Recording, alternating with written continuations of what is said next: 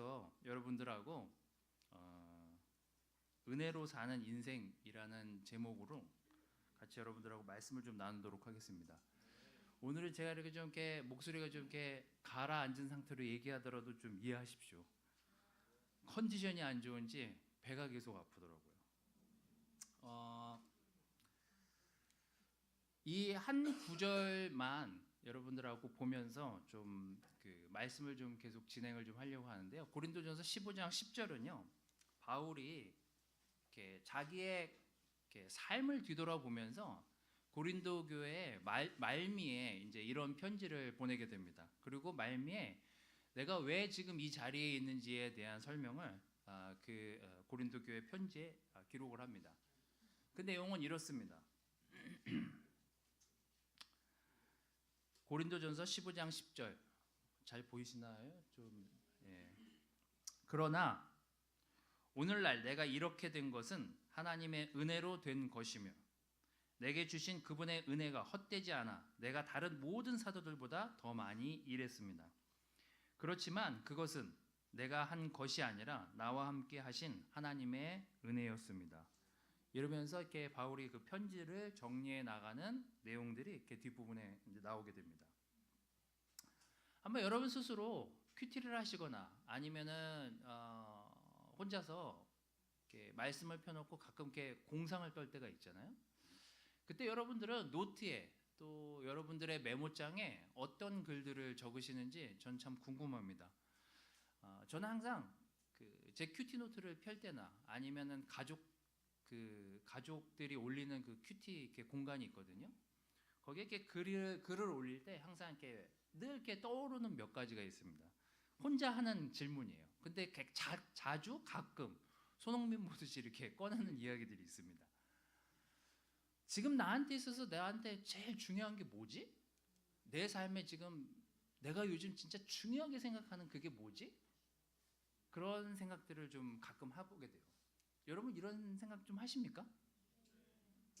또 가끔 이런 생각을 해요. 나는 내 아이들에게나 내 옆 사람들에게나 주변 사람들에게 어떤 사람으로 기억됐으면 좋을까? 나는 뭐 내가 이렇게 유명한 사람은 아니지만 주변에 있는 사람들에게 나는 어떻게 기억되길 바랄까? 그리고 지금 이 순간에 나에게 남아있는 시간들을 보면서 내가 가져가야 될 희망은 뭐지? 나한테 있어서 나는 어떤 희망을 보면서 가고 있는 거지?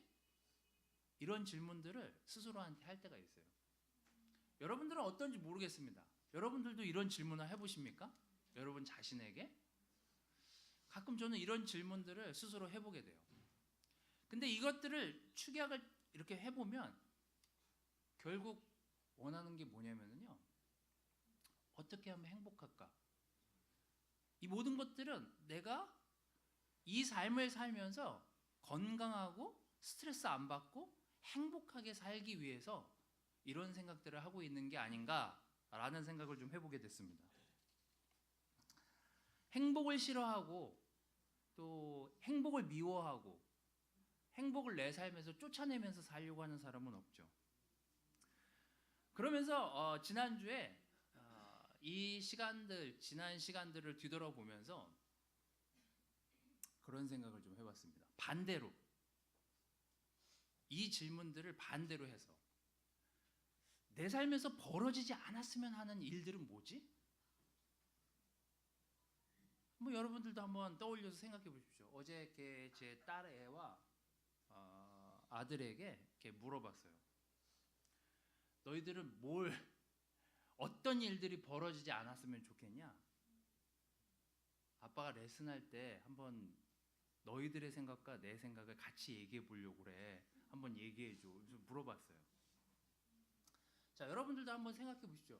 내 삶에 난 이런 일이 벌어지지 않았으면 좋겠어 하면서 딱 여러분한테 떠오르는 생각이 뭐예요? 생각이 막 안 나요? 뭐야? 아프지 않았으면 좋겠다. 어제 있었어요. 딱 떠오른 얘기가 그거였어요.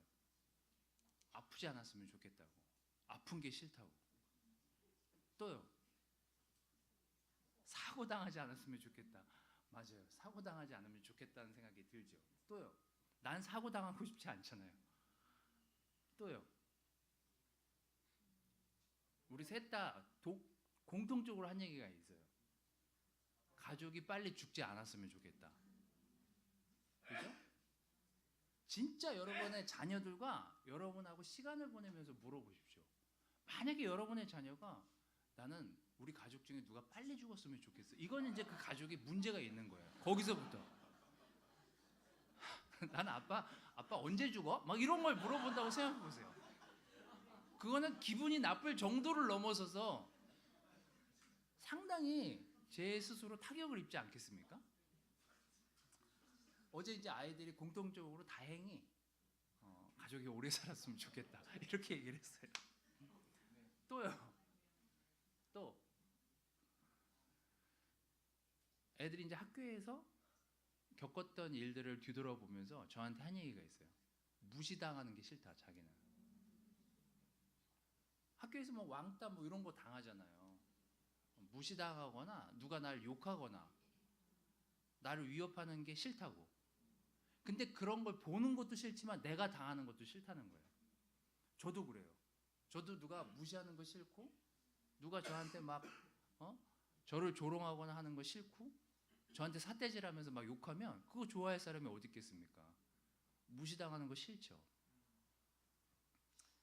그래서 어제 제가 이렇게 종합적으로 이렇게 또 생각을 해보니까 세 가지. 죽음, 고난받는 거, 고통, 무시. 근데 이 세 가지를 다 겪은 분이 사실 예수님이에요.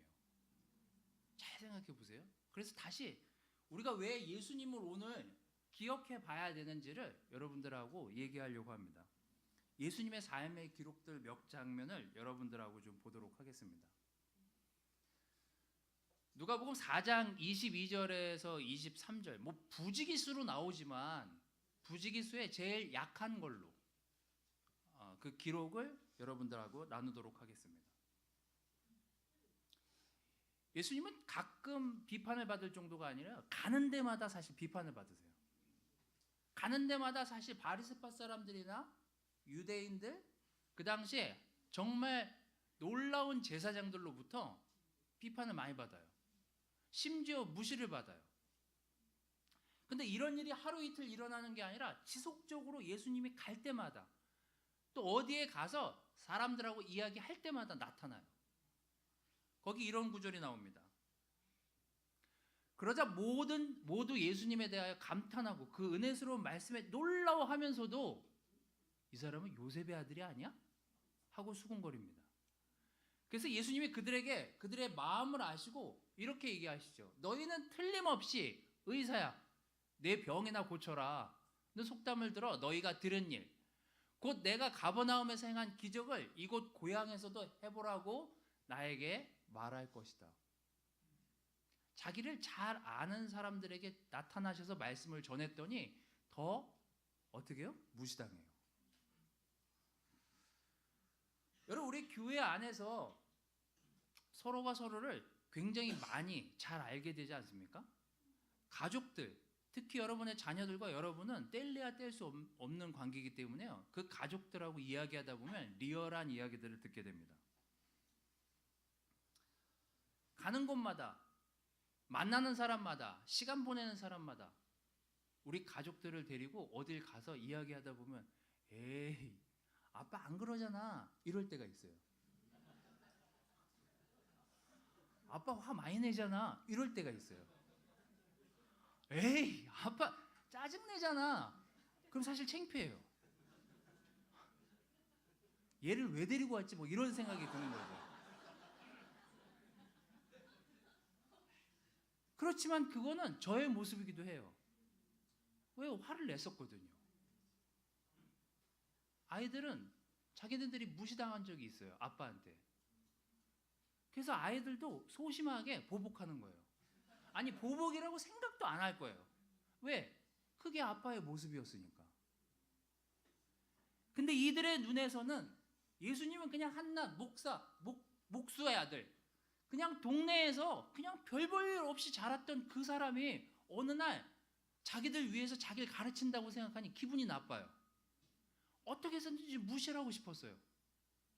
자기들보다 못났어야 될 자식인데, 못났어야 될 사람인데 자꾸 잘난 척하는 것처럼만 보여요.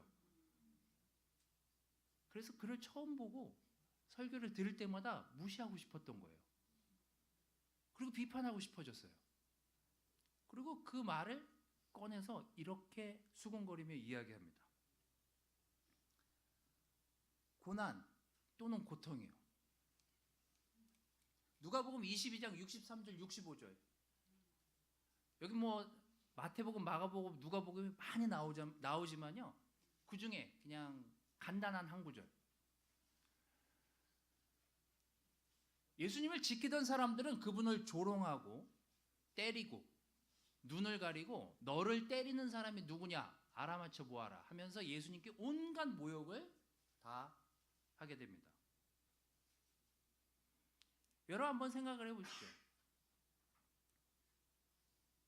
우리는 고난받는 게 싫다고 얘기했고 고통받는 게 싫다고 얘기했지만 누군가 갑자기 여러분을 결박하고 여러분의 눈을 가린 다음에 막대기로 막 때려요. 내가 누군지 맞춰봐. 내 목소리 누군지 맞춰봐. 그리고 막 때려요. 너 뭐 구원할 수 있다며? 그리고 막 또 때려요. 그리고 그게 여러분이라고 생각해 보십시오. 우린 남한테 맞는 것도 싫어하지만요. 무시당하는 거 더더욱 참기 힘든 사람들이에요. 근데 어느 날 그들에게 말씀을 전했던 사람이 그들 앞에서 매를 맞고 있어요. 그것도 눈을 가리고 이리저리 끌려다니면서 맞아요. 그리고 심지어 그분의 옷을 가지고 제비뽑기하는 소리도 듣고 그분이 괴로워하지만 옆에서 히덕거리면서 놀아요. 그리고 계속 때려요. 네가 뭐 얼마나 잘났어. 그러면서 계속 괴롭혀요. 전 만약에 제가 이런 일을 겪었다. 전 못 참았을 것 같아요. 네가 죽나 내가 죽나 오늘 한번 해보자. 이렇게 죽으나 저렇게 죽으나 이렇게는 못 살겠다. 저는 막 반박했을 것 같아요. 막 몸부림쳤을 것 같아요. 누군가 하나는 내가 여기서 다 때릴 순 없지만 한 놈만이라도 보복해야지. 전 이랬을 것 같아요. 근데 그분은 계속 맞고 있어요. 고통받고 있어요. 계속 누가 때리는데 그냥 맞고 있어요. 그게 예수님이에요. 여러분 우리는 이런 거 못 참잖아요. 죽는 거요? 세상에 죽는 거 좋아하는 사람이 어디 있습니까? 어제 아이들이 그 얘기를 꺼냈을 때 문득 그 생각이 들었어요. 못났지만 빨리 죽고 싶진 않다. 내가 좀 실수가 많지만 애들을 좀 건강하게 영적으로 하나님께 잘 인도하고 그렇게 죽어야지. 아이들이 좀 바르게 자랄 수 있도록 기도도 하지만 내가 더 몸도 건강해져서 아이들이랑 행복하게 좀 미래에 좀 손주들도 보고 그러고 살아야 되겠다. 그때까지 하나님이 날 살려주셨으면 좋겠다. 뭐 이런 생각을 했어요. 근데 사실 예수님이 원하지도 않은 곳으로 끌려가셨을 뿐만 아니라 죽기까지 하세요. 이게 더 사실 괴로운 일이에요. 그냥 사고로 죽는 것도 아니고요. 그냥 어느 날 갑자기 명을 다해서 죽은 것도 아니에요. 어느 날 갑자기 시기하던 어떤 사람들에 의해서 미워하던 어떤 사람들에 의해서 죽임을 당하게 되죠. 누가복음 24장 35절 37절은 이렇게 조롱당하면서 죽어가는 예수님을 기록한 내용이 있습니다. 누가복음 24장 35절 37절. 백성들은 서서 구경하고 유대인 지도자들도 예수님을 비웃으며 그가 남을 구원하였으니 만일 하나님이 택하신 그리스도라면 자기도 구원하게 하라 하였다. 그리고 군인들도 다가와서 예수님을 조롱하고 신 포도주를 주면서 내가 유대인의 왕이라면 내 자신이나 구원하여라 하였다. 이러고 얼마 안 돼서 돌아가시죠. 아까 다시 처음 여러분들에게 드렸던 여러분 자신이 또 제 자신이 가끔 하는 그 질문을 되돌아가서 한번 그때 시간을 생각해 보도록 하겠습니다. 만약에 예수님이 여러분 곁에서 여러분이 큐티 노트를 펴고 말씀을 펴고 지난 시간들을 돌아보면서 난 앞으로 이렇게 했으면 좋겠다, 이런 일이 일어나지 않았으면 좋겠다라고 여러분들이 막 위시를 얘기하면서 희망을 얘기하면서 막 글을 적고 있는데 옆에서 예수님이 이렇게 얘기해요. 너 나만큼 모욕당해 본 적 있니?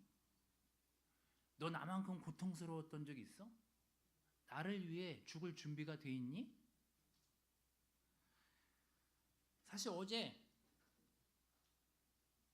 예수님을 생각하면서 마음에서 좀 내가 아직도 내려놔야 되고, 내가 아직도 미워하고 있고, 내가 아직도 정리 못하는 사람들이 있구나라는 생각에 한동안 펜을 들 수가 없었습니다. 여러분, 우리는 모욕당하기 싫고 고통당하고 싶어하지 않아 하고 죽고 싶지 않지만 사실 예수님은 이 모든 것들을 스스로 우리 때문에 그 길을 걸어가셨어요. 이게 부활이 주는 참 의미였습니다.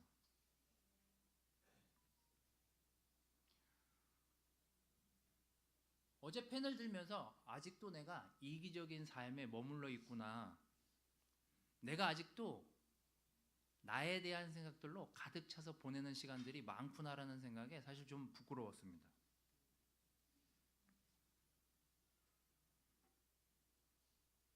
그리고 고린도전서 15장 10절은 다시 이렇게 얘기합니다. 내가 이렇게까지 됐던 것, 지금 이 시간까지 있었던 것은 하나님의 은혜 때문이지 내가 무엇이 잘나서 그렇게 됐었던 것이 아니라는 걸 시간이 지나니 알게 됐다고.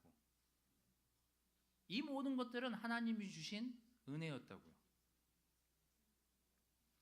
어쩌면 우리는 나의 시선에서 내가 하고 싶은 것들, 내가 희망하는 것들에 대한 생각들을 많이 해보다 보면은요, 거기엔 남이 존재하지 않습니다. 그래서 항상 이렇게 얘기하죠. 나는 무시당하고 싶지 않아. 나는 고통받고 싶지 않아. 나는 이렇게 죽고 싶지 않아. 하지만 나의 시선에서 남을 돌아다 보십시오. 넌 좀 고통을 받아봐야 돼. 넌 좀 네가 그렇게 사는 거 내가 보니까 알아봤어. 너 하나님이 벌하시는 거야. 넌 좀 당해봐야 돼. 넌 좀 고통을 겪어야 좀 성숙해질 거야. 나는 겪어봤는데 넌 좀 당해봐. 넌 고통 좀 받아봐야 돼. 너 고통을 잘 모르는 것 같아. 너는 그렇게 죽어서 마땅해. 걔는 그렇게 죽어서 마땅해. 걔는 그렇게 떠나서 마땅해. 이게 바로 나를 보는 눈과 다른 사람을 보는 눈의 현격한 차이죠.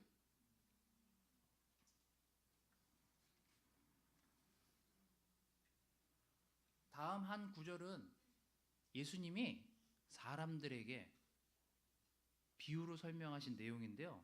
왜 이 비유를 설명하셨는지를 정리하면서 레슨을 끝내려고 합니다. 마가복음 12장에 나오는 예수님이 잡히시기 전에 많은 비유로 얘기하시는데 그 중에 하나의 이야기입니다. 아마 여러분들이 읽어보시면서 예수님이 뭘 얘기하시려고 하셨는지를 여러분들이 좀 느끼실 수 있을 거예요. 마가복음 12장 1절에서 8절인데요. 제가 앞에 내용은 우리가 좀 알고 있기 때문에 그냥 뒤에 제가 하고 싶은 내용만 담아왔습니다. 앞에 뭐죠? 주인이 포도원을 만들고 망대를 세운 다음에 거기에 소작인들에게 이 작물을 맡기고 여행을 떠나죠. 그리고 수확할 때가 돼서 자기 종들을 하나씩 보내기 시작합니다. 왜냐면 그 수학의 일부를 자기가 받길 원했기 때문이죠. 그건 또 당연한 것이기도 했고. 그래서 보냈는데 계속 그 종들을 때려서 보내요. 처음에는 한두 명 보냈는데 애들이 맞고 와요. 자기가 보낸 종들이 맞고 내쫓김을 당하고 왔다라고 거기 기록되어 있습니다. 근데 뒷부분으로 가면 갈수록요 좀 심각해져요. 어떻게 되죠? 더러는 죽어서 왔다라고 기록하고 있습니다. 더러는 죽어서 왔어요. 가면 갈수록 내 정당한 권리를 위해서 예수님이 자기 종들을 보냈는데 처음엔 때려서만 보내더니 그 다음에는 몇몇은 죽어서 와요. 아, 얘네들 굉장히 심각한데? 이렇게 하면 안 되겠는데? 아, 내 자식을 보내면 얘네들이 그래도 내 자식은 존중하겠지. 죽이진 않겠지. 그리고 자식을 보내요. 그리고 여기 그 자식을 보낸 다음에 어떻게 됐는지에 대한 내용이 이제 그 뒷부분 7절 8절에 나오죠. 여기 이렇게 기록하고 있습니다. 주인에게는 이제 보낼 사람이 하나밖에 없었는데 그는 바로 자기가 사랑하는 아들이었다. 마지막으로 주인은 자기 아들을 보내며 그들이 내 아들은 존경하겠지 하였으나 소작인들이 이 사람은 상속자이다. 자, 죽여버리자. 그러면 그의 유산이 우리의 것이 될 것이다 하고 서로 말하며 그를 잡아 죽인 다음에 포도원 밖에 내어 버렸다. 상식적으로 그냥 여러분들이 우리는 이걸 수도 없이 보고 수도 없이 이 장면을 읽으면서 뭐 이런 놈들이 다 있어? 라고 생각하면서 읽지 않습니까? 야, 이거 괘씸한 놈들이네. 왜 예수님은 비유로 이 내용을 거기 그 당시에 예수님을 따라오는 많은 사람들에게 이걸 비유로 왜 얘기하셨을까요? 이제 여러분들이 생각하는 거 얘기해 보십시오. 그게 나야. 그 아들이 난데 니들이 지금 죽인 거야 나를. 그렇게 얘기하려고 이거 비유로 얘기한 거지. 보통 우리 그렇게 이제 다 이해하잖아요. 다르게 이해하신 분도 얘기해 주십시오. 다른 것도 여기서 다른 것 좀 느끼신 게 있어요? 전 맨날 그러고 지나갔거든요. 야, 심각한데? 보통 심각한 게 아닌데 이 사람들? 아니 어떻게 그래도 자기 주인 얼굴도 알 거고 주인의 자식인 것까지 알 텐데 어떻게 이 지경까지 사람들이 모르지? 자식을 죽여서 내쫓지? 본인들이 어떻게 될 걸 아는데? 심각하다고 안 느껴집니까? 전 되게 야, 심각하다 얘네들. 이런 생각이 들었어요. 여러분 예수님의 부활이 주는 의미가 뭔지를 한번 생각해 보세요. 저는 이 구절을 읽으면서 이런 생각이 들었습니다. 예수님은 스스로 고통받고 비난받고 죽음의 중심에 서 계시면서 내가 비난받을 때 누군가 옆에서 예수님을 비난할 때 그 옆에 사람들까지 다 보셨을 것 같아요. 내가 고통받을 때 내가 고통받는 장면을 보면서 그 옆에 사람은 뭘 하고 있었는지를 예수님 보세요. 왜요? 그때 사람들의 생각이 사람들의 행동이 어떻게 나오는지 예수님 다 보고 계셨어요. 그래서 여러분 이 예수님이 돌아가시기 직전 골고다 언덕으로 십자가를 지면서 끌고 가시고 십자가를 지고 올라가실 때 거기 담겨있는 내용들을 여러분들이 한번 집에 가서 천천히 읽어보십시오. 더러는 울고 쫓아오고요. 더러는 조롱했다고 나와요. 여러분은 어디 쪽에 있습니까? 그 더러 중에 여러분은 어떤 사람입니까?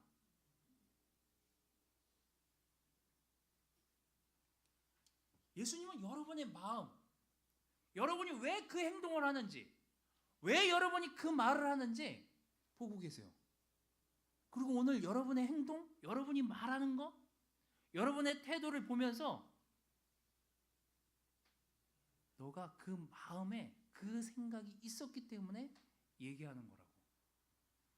네가 지금 그렇게 행동하는 거 너가 이미 오래전부터 그 행동을 하려고 했기 때문에 나오는 거라고요.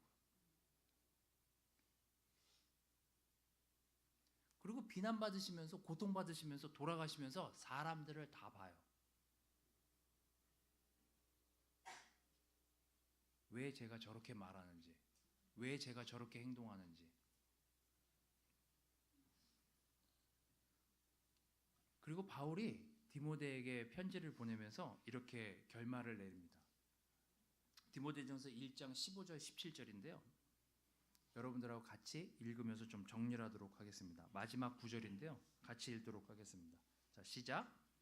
여기에 모든 사람이 받아들여도 좋을 믿을 만한 일이 있습니다. 그래서 또 예수님이 죄인들을 구원하시려고 세상에 오셨다는 것이 바로 그것입니다. 나는 죄인 중에서도 두목입니다. 그런데도 하나님은 나를 불쌍히 여겨 주셨습니다. 그것은 예수 그리스도께서 나에게 철저하게 참으시는 인내를 보이심으로 후에 주님을 믿어 영원한 생명을 얻을 사람들에게 본보기로 삼기 위한 것입니다. 영원한 왕이시며 죽지 않고 보이지 않는 오직 한 분이신 하나님께 깊이 존귀와 영광을 돌립시다. 아멘. 이 구절을 마음 깊이 새기면서 오늘 부활절 또 예수님의 부활을 다시 한번 기억하는 시간이 됐으면 좋겠습니다. 우린 사실 불쌍히 여김을 받았기 때문에요. 그렇게 소작인들처럼 행동했었던 그 시간에도 예수님은 우리의 모습을 보시고 참고 걸어가세요. 우리가 막말을 할 때나 죄를 짓고 있는 그 순간에도요. 예수님은 우리를 천천히 들여다보시면서 우리를 불쌍히 여기시면서 다시 돌아오기를 바라세요. 그게 부활이 주는 의미예요. 제가 가끔 아침에 부르는 찬양이 있습니다.